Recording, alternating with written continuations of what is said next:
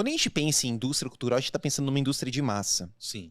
E aí a gente tem algumas discussões, e eu gostaria até de trazer que aquilo que é cultural, aquilo que é indústria cultural, aquilo que é entretenimento, não se ensina, aquilo serve apenas para fazer com que a pessoa passe o tempo e a mantenha alienada dentro desse sistema. No entanto, é possível, mesmo dentro dessa indústria cultural, dessa indústria do entretenimento, analisar sobre um ponto de vista crítico e colocar um cidadão como um agente político, por exemplo? Eu parto do princípio que a função do cinema de entretenimento não é somente entreter. O cinema ele pode ajudar a criar discursos hegemônicos favoráveis a uma prática consumista, favoráveis a um tipo de liderança política, a um movimento específico ou contestar algo do gênero. Eu entendo que o cinema ele traz reflexos de um cenário, de um contexto político.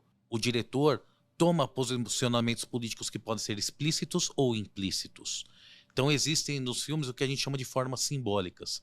Gestos, discursos, a própria configuração do cenário que o filme passa. E tudo isso pode carregar consigo uma mensagem, explícita ou não, de um posicionamento político e ideológico por parte do diretor, da equipe que faz parte do desenvolvimento do filme. O cinema ele é um grande retrato, ele é uma grande representação e pode sim colaborar para a gente refletir sobre elementos do cotidiano. Exemplo, um documentário da Netflix chama Winter on Fire. Ele trata, por exemplo, em 2013, das manifestações na Ucrânia. Esse é um tipo de filme documentário onde a coisa é mais explícita, onde isso vai aparecer. E por parte do cinema de entretenimento, veja a franquia 007. A franquia 007 traz muito do contexto da Guerra Fria e pós-Guerra Fria. Pensando um pouco no cenário do estudante. Então imagina, o estudante ele chegou lá, ele pegou a redação, e ele é um cara que ele consome muitos filmes. Você me disse de retrato de uma sociedade. E por vezes a gente vai ver o filme apenas por assistir, apenas para entreter. Não que isso não seja importante, a gente precisa disso. Sim. Mas como o estudante, ele analisando os diversos recortes que o filme traz, ele consegue observar esse retrato? É fácil hoje para um estudante, por exemplo, de uma faixa etária dos 18 aos 23 anos, normalmente os vestibulandos, na hora de elaborar uma redação FUVEST, uma redação Unicamp, uma redação Enem, como que ele observa esse retrato e como ele pode, nesse primeiro momento, utilizar, por exemplo, numa redação, Brunão? Inicialmente, você tem que ter uma boa noção do que está acontecendo no contexto em que o filme é criado, tá?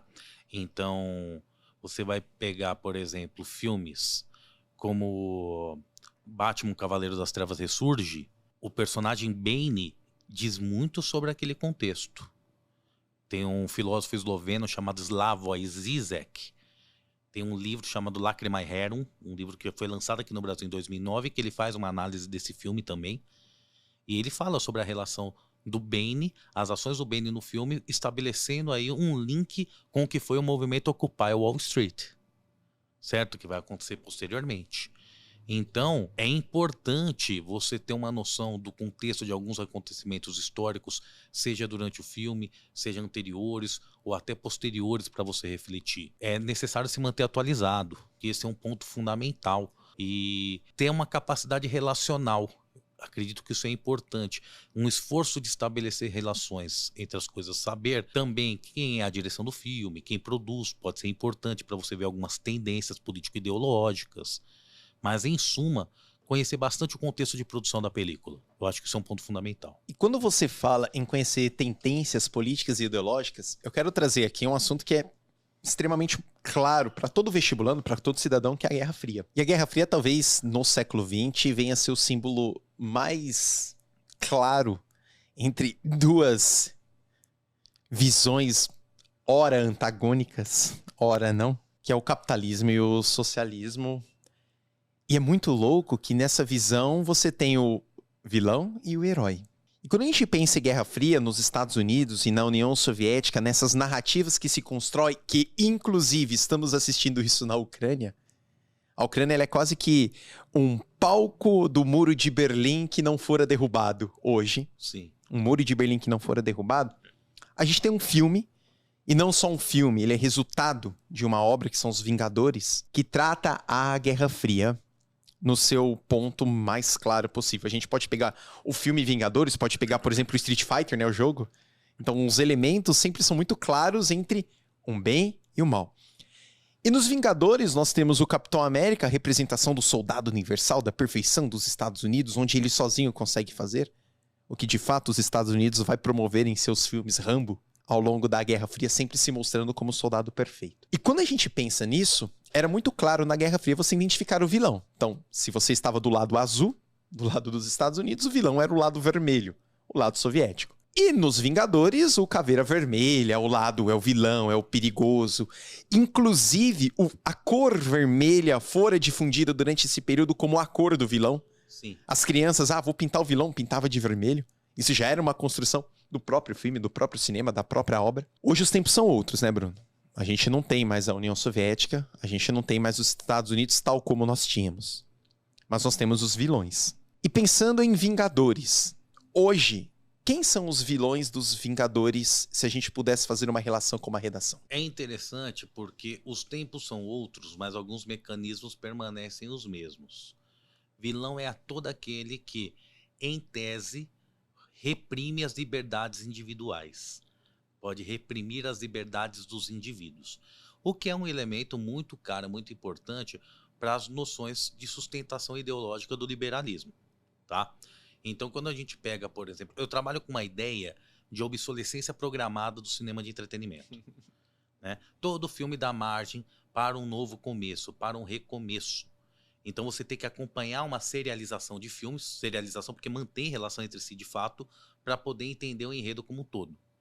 Então, o filme por si só, ele se torna ultrapassado automaticamente se você não acompanhar o próximo, porque ele fica esvaziado de sentido dentro de uma narrativa maior. Não à toa você tem o sucesso das cenas pós-crédito, né? Isso acontece claramente, por exemplo, com o primeiro Vingadores. Você não entende o primeiro Vingadores, é a questão do Tesseract, se você não assiste o Capitão América. E o Capitão América tem como inimigo o Caveira Vermelha. Perfeito. Então, o Capitão América, ele surge ali na década de 40, perdão. O Caveira Vermelha também, ambos são de 41. A gente tá no auge da Segunda Guerra, né, cara?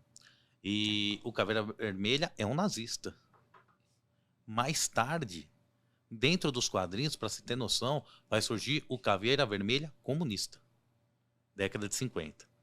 Então, veja, mesmo que os tempos sejam outros, essa característica do inimigo repressor das liberdades individuais está muito presente. O Loki no Vingadores 1, o Loki faz um discurso muito claro, falando para os indivíduos, vocês sempre se ajoelharão. Então ele vai deixando muito claro que esse inimigo, no caso ele, é alguém mais poderoso, um repressor da liberdade que quer colocar a humanidade de joelhos. E aí um conjunto de indivíduos especiais vem e unem as suas forças para livrar o coletivo que não tem capacidade de se reerguer por si só para se salvar. Então, é a lógica do destaque da individualidade, né? Mesmo que em prol de uma ação coletiva, só indivíduos muito especiais podem salvar as massas das suas agruras, dos seus desesperos, etc. e tal. Então, o Vingadores vai sempre colocar como vilão, assim como outros filmes, você vai ver isso muito claro no Transformers, essa discussão de luta contra o repressor da liberdade.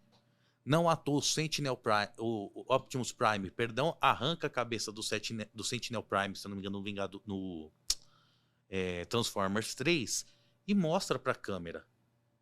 Ele com aquelas cores que a gente já sabe a quem representa, Estados Unidos da América, fazendo um discurso de liberdade no final, que, aliás, muito se assemelha, por exemplo, se você olhar, as justificativas que George W. Bush, por exemplo, usava na guerra ao terrorismo.